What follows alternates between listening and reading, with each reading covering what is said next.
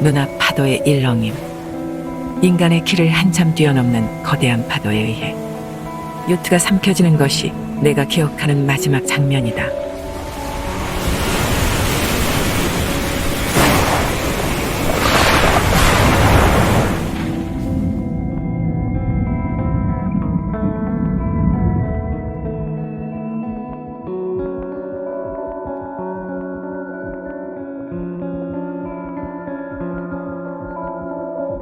나이가 지긋이 든 노인은 자신을 마을의 촌장이라 소개했다. 해변가에 쓰러져 있는 나를 마을 사람들이 발견해 구해준 모양이었다. 근처에 마침 작은 섬이 있어 천만다행이었지. 나는 3일 동안이나 깨어나지 못하고 누워 있었다고 한다. 촌장의 말에 나는 깜짝 놀라 힘겹게 몸을 일으켰다. 주변에서 휴대폰부터 찾았지만 보이지 않았다. 짐이라면 아마 파도에 휩쓸려 찾을 수 없을 거예요. 해변가에는 내가 타고 있던 배의 파편조차 보이지 않았던 모양이었다. 가지고 있는 물건이라고는 허리춤에 묶어놓았던 작은 다용도 칼이 전부였다.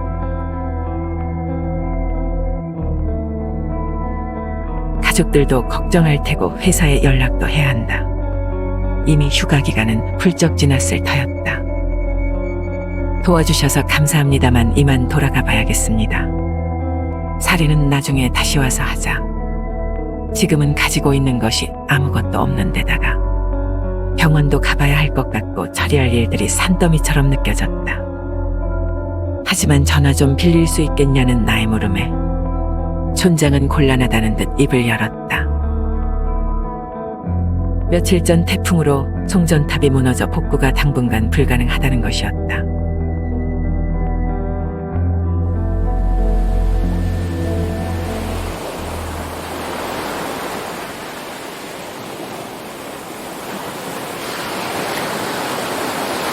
나는 부둣가에 앉아 한숨을 내쉬었다. 일이 이렇게까지 꼬일 수 있을까? 조금 알아보니 이곳은 지도에도 나와 있지 않은 작은 섬이었다. 인구수는 10명 정도밖에 되지 않았고 왕복하는 배조차 없었다. 이틀 뒤에나 정기적으로 생필품을 운반하는 배가 그나마 육지에서 오는 모양이었다.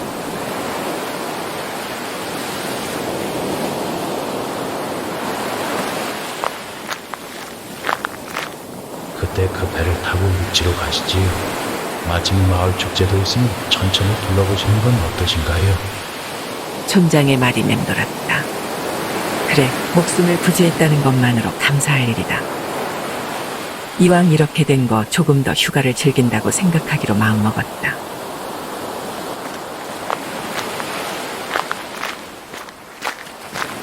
마을은 잔치 준비가 한창이었다. 나무판 위에 요괴를 그린 듯한 오래된 그림들이 세워지고 연등도 달렸다. 인원이 많지 않았기에 큰 규모는 아니었지만 다들 즐거워 보였다.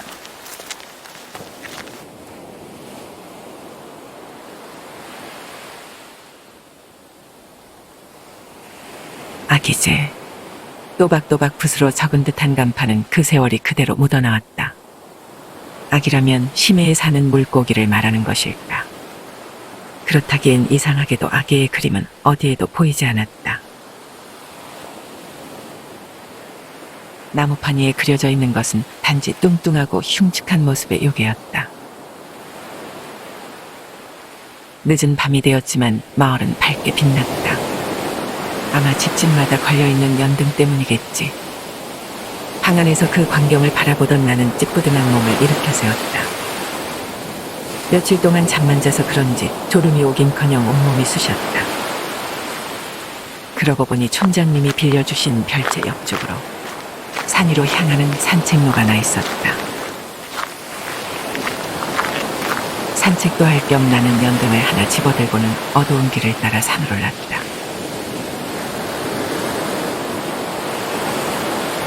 어둠 속 밝게 빛나는 마을의 전경과 검은 바다, 멀리서 파도 소리만 들릴 정도로 산속은 고요했다. 카메라라도 있었더라면 사진이라도 한 장 찍었을 텐데. 그런 생각을 하고 있을 때 짐승의 울음소리 같은 것이 들려왔다. 깜짝 놀라 뒤를 돌아보자 빛나는 붉은 눈동자가 스멀스멀 다가오고 있었다. 그저 동네 뒷산 정도로 생각한 것부터가 잘못이었다. 10명 남짓한 주민들이 사는 이 작은 섬에선 마을에서 조금만 벗어나도 사람의 발길이 거의 닿지 않는 공간이었다. 나는 그 붉은 눈동자에서 시선을 떼지 않은 채 천천히 뒷걸음질 쳤다. 다행히 그것들은 아직 움직이지 않았다.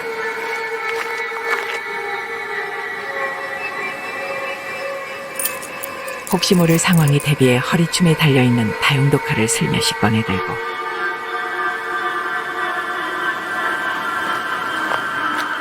천천히 걸어가다 보니 툭 하고 등 뒤에 무엇인가 길을 가로막았다. 아직 눈동자가 멀리 있는 것을 확인한 나는 살며시 뒤를 돌았다. 손을 더듬거리며 등 뒤를 확인해보자. 그곳에는 거친 표면에 두꺼운 천 같은 것이 구조물을 덮고 있었다. 주민들이 만들어 놓은 창고 같은 곳인 걸까. 몸을 피하기에 안성맞춤이라 생각한 나는 천을 걷어냈다. 하지만 그곳은 두꺼운 철창으로 가로막혀 있었고 입구에는 거대한 자물쇠가 걸려 있었다. 엄청난 악취에 코와 입을 틀어막는다. 주변을 둘러보던 나는 비명이 나올 뻔한 것을 간신히 참았다. 철창 바로 아래에는 수많은 뼈들이 흩어져 있었다.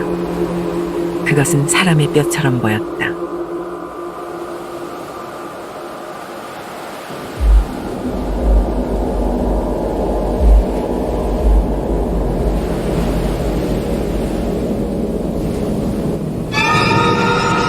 철창 안쪽에서 튀어나온 괴물의 모습.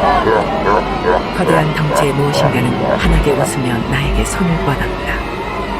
그 모습은 아까 나무판에 그려져 있던 요괴처럼 보였다.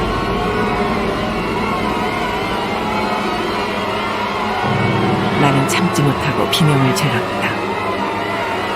괴물은 내 옷자락을 잡아당기며 기괴한 울음소리를 내고 있었다.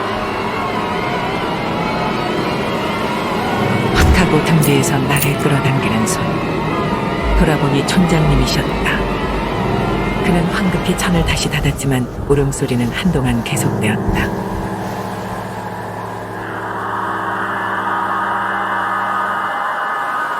아기 이 섬. 지도에도 없는 이 섬은 옛날부터 그렇게 불렸다고 한다. 아기란 인간을 잡아먹는 요괴로. 오래전 이 섬의 정박한 뱃사람들을 마구잡이로 잡아먹었다고 한다. 수많은 살생에 분노한 산신이 저주를 내렸고 아기들은 어둠 속으로 도망치듯 사라졌다. 그리고 이 섬에는 아직도 아기들이 힘을 잃은 채 숨어 살고 있다고 한다. 아기제는 그날을 기리고 3년마다 한 번씩 산신에게 아기를 제물로 바치는 날이라고 한다. 설화속 요괴가 실제로 존재한다니 믿을 수 없었다. 그리고 그것을 제물로 바친다니 현실과는 동떨어진 이야기에 어안이 벙벙했다. 철창 속에 갇혀있는 끔찍한 모습의 괴물. 그리고 어둠 속에서 빛나던 붉은 눈동자들이 뇌리를 스쳤다. 이 섬은 정상이 아니다. 이틀 뒤 배가 들어오면 바로 섬을 벗어나자 다짐하며 나는 잠을 청했다.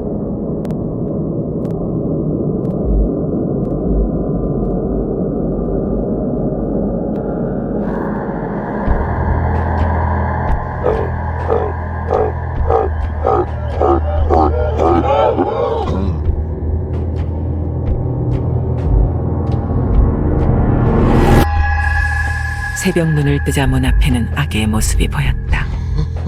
순간 꿈인가 싶었지만 코를 찌르는 듯한 악취는 진짜였다. 나는 숨을 삼키며 문 밖으로 뛰쳐나갔다. 짧은 순간 주변에 널브러져 있는 대나무들이 눈에 들어왔다. 울타리를 만들기 위해서인지 끝은 날카롭게 깎여 있었다.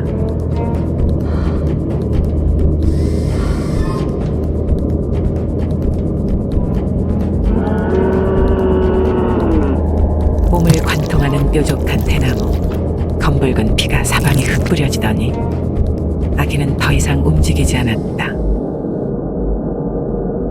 내 비명소리를 듣고 온 것인지 촌장과 마을 사람 몇 명이 달려왔다. 그들은 망연자실한 표정으로 아기의 앞에 섰다. 인간은 산채로 먹어야 맛있는데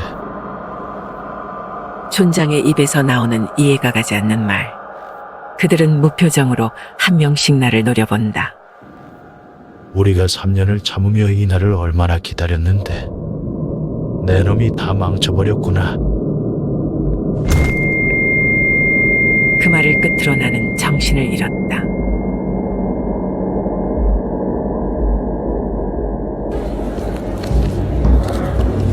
신경을 긁는 북소리와 방울소리, 시끌벅적한 사람들의 웃음소리. 눈을 뜨자 그곳은 잔치가 한창인 마을의 중심부였다. 나는 철창에 갇힌 채 멍하니 그 광경을 바라볼 수밖에 없었다. 마을 주민들은 나를 가둔 철창 주위로 몰려들었다. 내놈 차례는 원래 3년 뒤였지만 내가 망쳤으니 어쩔 수 없구나. 촌장의 입이 그렇게 중얼거리고는 떠적하고 기괴한 소리를 나며 갈라진다. 그를 시작으로 마을 사람들의 입은 거대하게 변모한다. 나는 그 모습을 인간이라고 생각할 수 없었다.